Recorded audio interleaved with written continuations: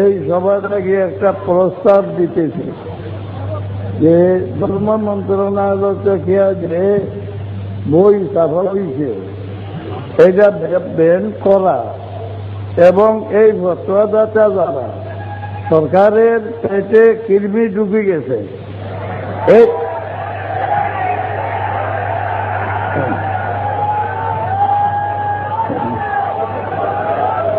এই রকমের লোক এইভাবে দায়িত্বে রাখলে আমি সরকারকে সতর্ক করে দিয়ে যে সরকারের ভবিষ্যৎ ভয়াবহ হবে, শান্তির রাখতে পারবে।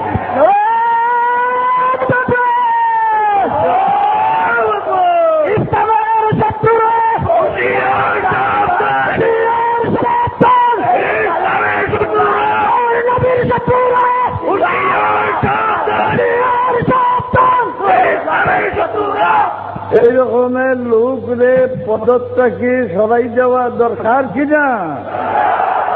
তাড়াতাড়ি এরকম মানুষকে পদত্যাগে সরাই দেওয়া এটা বাংলা গভর্নমেন্টের কর্তব্য, নতুবা ওনার ফলাফলটা বড় খারাপ হবে।